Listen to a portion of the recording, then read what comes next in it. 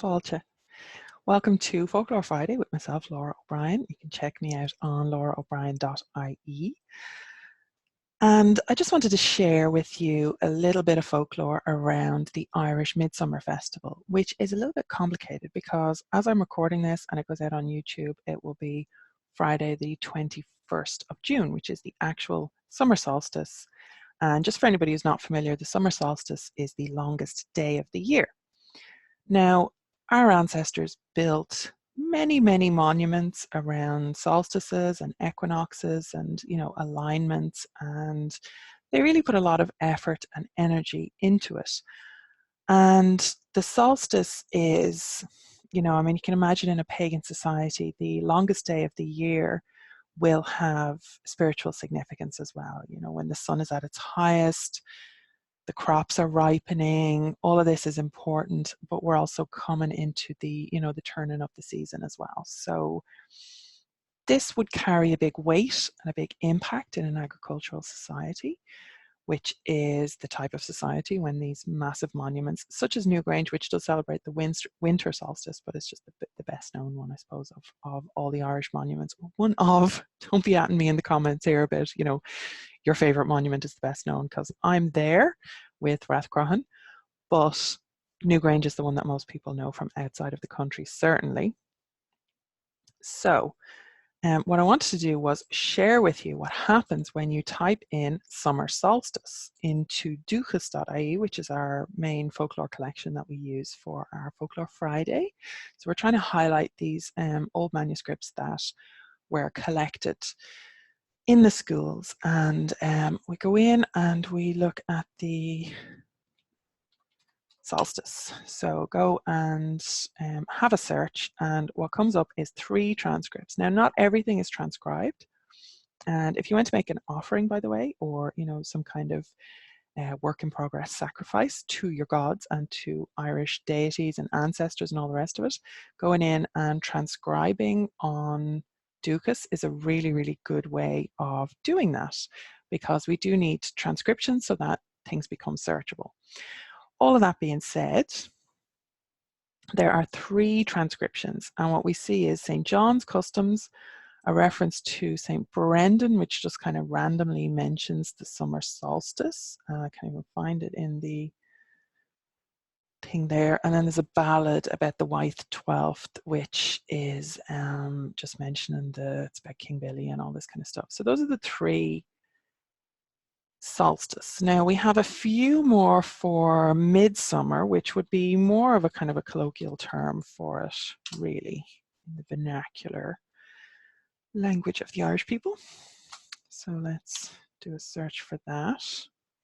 And we do get 33 transcripts. Now that is more promising, obviously.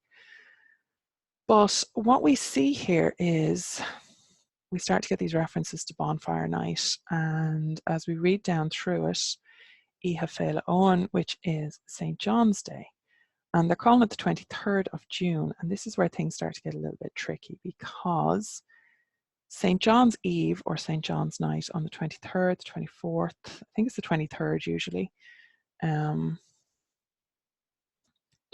here it says, I think the 23rd is St. John's Eve, and then the 24th is the actual feast. Maybe I could have that wrong. Now my Catholic saints are not up to date in any way, shape or form.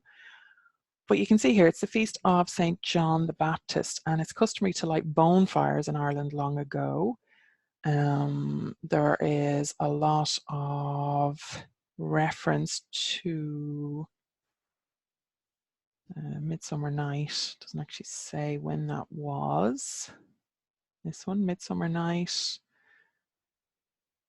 The White Cat. Ooh, that's an interesting one. Castle Corbett, 9 miles outside Mallow. We might come back to that for a future Folklore Friday, the White Cat, strange animals. We might actually do a strange animals session for next Folklore Friday next week. So do check out the playlist if you're watching this after the fact.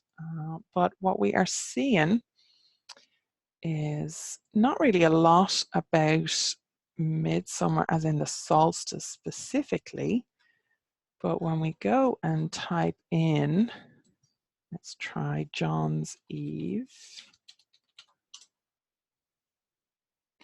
we have 159 transcripts. So you can see the jump in that is quite significant, and we see much more customs on St. John's Eve.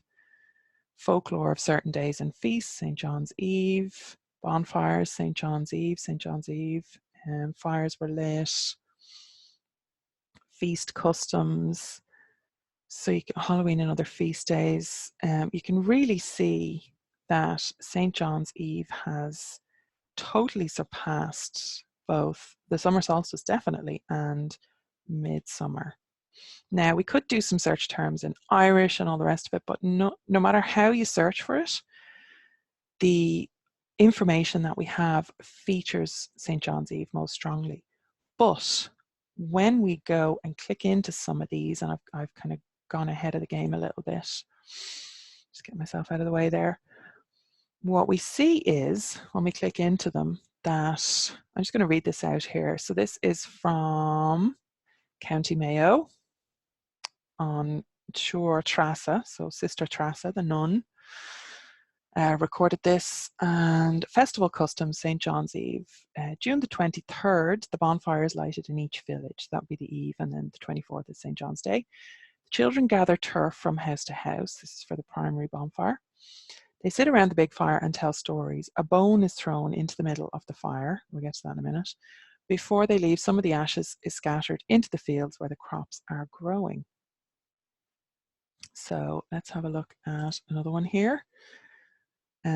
Called locally Bonfire Night, St. John's Eve. Oh, sorry, this is from Duish in County Donegal. Doesn't record the teacher's name.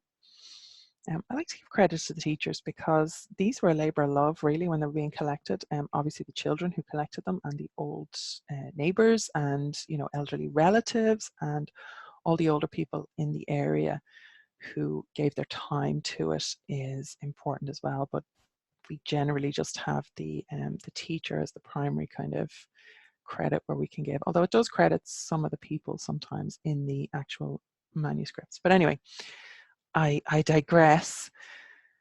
St. John's Eve is called locally Bonfire Night. The custom of lighting bonfires is dying out. So even at this point, a couple of decades ago, things were dying out on St. John's Eve. And it wasn't actually, just personal note, it wasn't until I moved to Roscommon that I actually heard about St. John's Eve. Now, I grew up between Dublin and Clare. Maybe they were still doing it in Clare. I'm not 100% sure, but I know that it wasn't something that registered with me until I went to Roscommon, and St. John's Eve was still a big thing in Roscommon at that point, which would have been about 18 years ago. So the old people used to send the younger members with burning brands from the bonfire to each field in which a crop was planted. The blazing branch was flung into the fields, and the crops were not supposed to do any good unless and until this was done. If any crop were doing badly, the old people were wont to say, "Wait till after bonfire night, you'll see a change for the better after it." So scattering the ashes, throwing burning brands into the fields, blessing of the crops with fire is very much in line with how I started this video, which is the old spiritual significance of the summer solstice, the longest day of the year. The sun is at its height. We need the sun's power to ripen the crops for harvest, which we're not at yet. And this is obviously based in my Irish climate because that's where we are and that's where my knowledge is. So obviously different parts of the world are different. But you get the idea anyway. So what we have is this turning point between effectively a very start of a lessening of the sun's power, a lessening of the light, a lessening of the potency of the sun. So the sun is actually reaching its height, its peak at the summer solstice.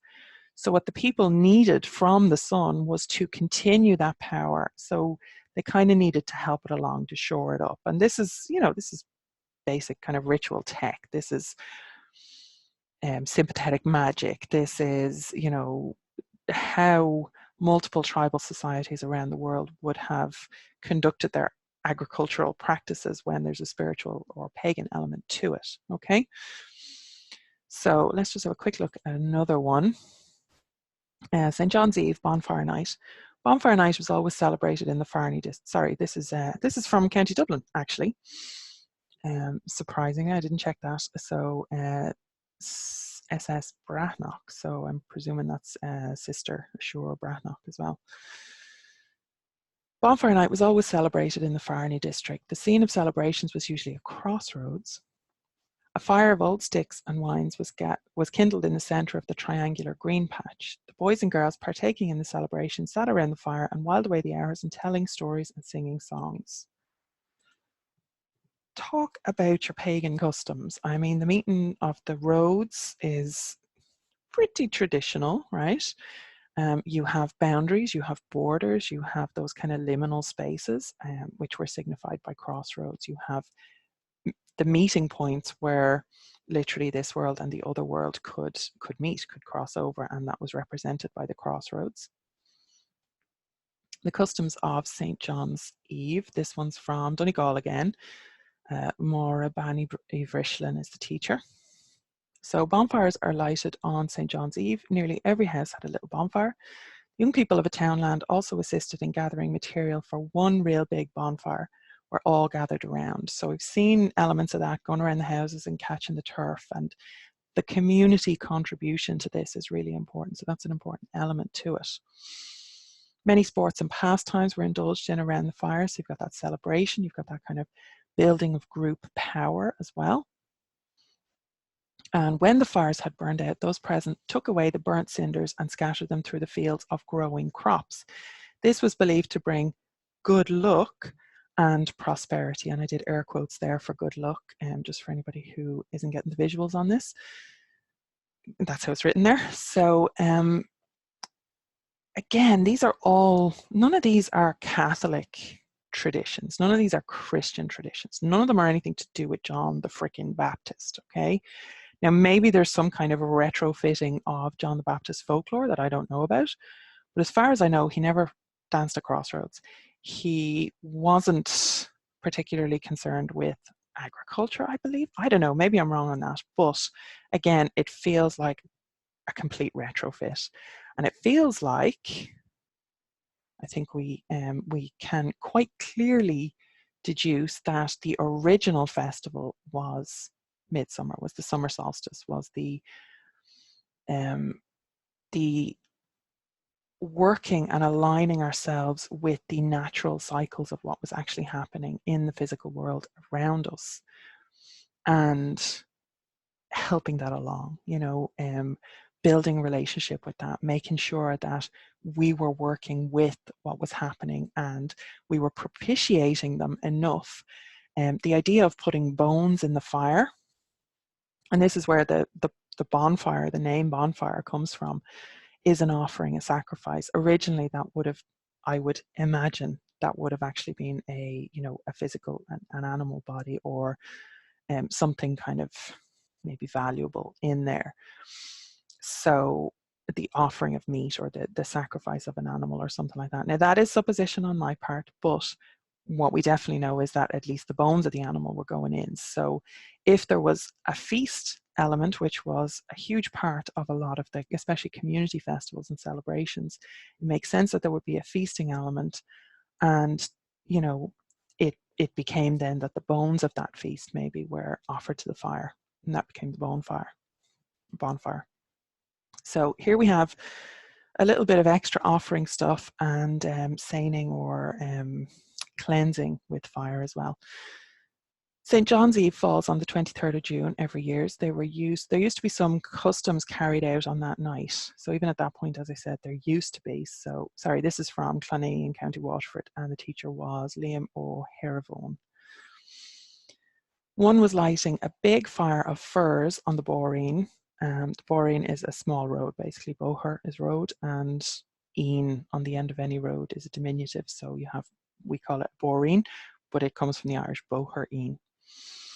So lighting a big fire of firs, which would be gorse, or, you know, that kind of the wild bush with the yellow flowers on it, Furs and gorse are different things, but either or, they were kind of interchangeable with regard to folklore. When the cattle would be coming out, so you'd light the fire when the cattle would be coming out, and you'd have to drive them as near as possible to the fire so that they would go through it. So this is literally like this cleansing by fire, purification by fire, by smoke, that again we see in multiple different customs and cultures worldwide. So furs would be the traditional, or one of the traditional herbs that or plants that would be used for this.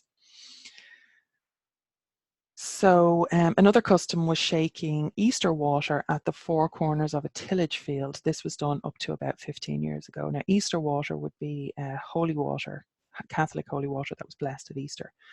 I'm guessing that originally that was water from a sacred spring or a sacred well, which was deemed holy in a different religion. And it became then, you know, blessed Easter water. This was done up to about 15 years ago. Another custom was done on that evening was putting eggs in a hole in the wall of the cow house to keep the cream good. So giving away good eggs was a big deal, you know, depended obviously on how many chickens you had and how many people were in your house, but eggs were eaten every single day. So you don't just give them away willy-nilly. Now it says here it's over 40 years since this was done. So here we have elements of cleansing by fire, blessing by water, and making offerings of produce. And, you know, like I said, possibly there was animal offerings as well that were put into the bonfire. And that's what the bonfire element is. So I think from all of that, it's pretty clear that originally we had very, very strong midsummer traditions here in Ireland. I mean, if they lasted up until 40, 50 years ago, certainly in Roscommon 50 years ago, this was being done. 18 years ago, this was being done. And, you know, in some places, I'm absolutely sure in some places in Ireland, there is still bonfires on St. John's Eve. So if you do know of any that are happening on St. John's Eve, comment below, let me know where you are and that the bonfire is happening, and any kind of traditions that happen around it would be awesome too. Let's do a little poll here on YouTube. But apart from that, we see these obviously pagan customs that have just been completely superseded by the Catholic St. John's Eve. And a lot of people will tell you that St. John's Eve is the traditional folklore, and it's really not. So what we have is, there is an element maybe of it wouldn't have survived if it hadn't changed over to the Catholic Church and the Catholic celebrations. And maybe, you know, maybe that's the case. But it's also debatable. I mean, maybe it would have as well. There's plenty of other pagan customs that have survived. Magic stuff that survived, healing stuff that survived. That has a very, very loose layer. You know, it didn't change the dates, or it didn't change itself significantly to survive. So I don't know, you can make an argument for that. But I just wanted to point out that the original traditions around St. John's Eve were very much, in my opinion, were very much the summer solstice traditions. And it makes complete sense to me that everything that's being done or has been done around Ireland on St. John's Eve, on the 23rd or even on the 24th in some places, if that's the case, was originally a pagan custom. And this is the kind of thing that it's really, really important for people outside of Ireland and people inside Ireland who don't give our own stuff enough credit, or are a little bit ashamed of it, or a little bit uncomfortable about it, and, you know, think it's hokey, or think it's kind of feel guilty about it.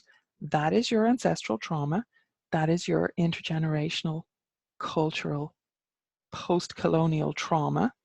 That is the roots of that. It might have grown into a different plant. You might have changed it into something else, but that is where those roots lie. So please take a moment and examine that, and let's all do this work together. But apart from that, people outside of Ireland need to understand that these customs, these pagan traditions, it's a living tradition in Ireland. And it's very difficult to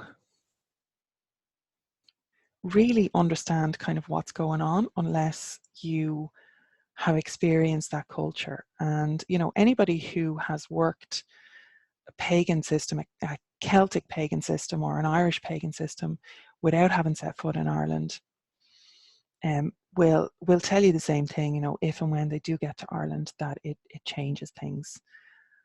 And this is not in any way to say that you can't do it.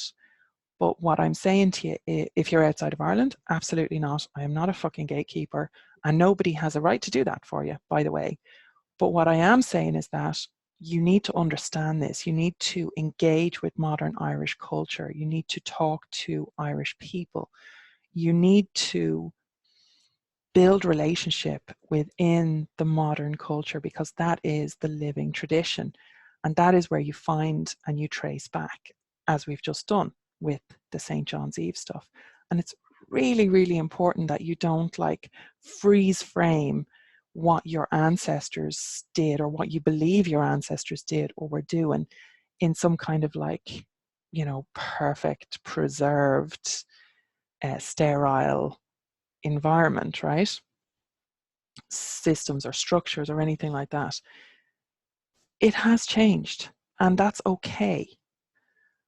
I'm not in any way trying to vilify Catholicism or Christianity or anything like that. I mean, there's plenty of reasons to, but that's the church, not the religion. It's the organization and the men behind it, not the actual spiritual beliefs, because they are actually quite beautiful. And I have no problem with Catholic spirituality. I have huge problems with the Catholic criminal organization that is the church.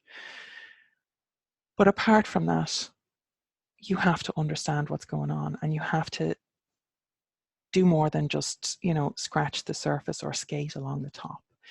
So I have so many other videos on my channel that you can have a look at that, you know, encourage you to and give you resources for engaging with modern Irish culture, for building relationship, for making sure that you are culturally engaging and appreciation rather than cultural appropriation. So definitely go and look up those videos. But really try and get a sense of working with the traditions. And I'm not saying that we ignore the pagan elements in modern Catholic traditions and, you know, only look at that. You have to understand the flow of it. You have to understand that this is a living tradition, and you have to work with all of it. Okay. And one of the easiest ways to do that is to engage with Irish culture as it is, and, you know, learn from Irish historians. And, you know, you might have to look outside paganism to do that. You can read books, you can look through the colleges, there's any amount of resources. And again, loads on my channel. Join my mailing list. You get free resources in the mail all the time. Go to loraobrien.ie. You will get, every couple of days at least, you will get free Irish resources. Okay, so go and do that and enjoy it and breathe with it, grow with it, contribute to it. Make sure that you are a part of the solution and not the problem. Okay, so I hope that's been useful to you. Subscribe to the channel, like, do your thing, do whatever you're doing. Okay, but primarily contribute to the culture. And learning is contributing as well, you know. Talk to your friends. Make sure that whether you're in Ireland or outside of it, make sure that people understand, maybe if they're celebrating St. John's Eve, that there are older ways of engaging with that we could absolutely revert back to. So let's start a movement, okay?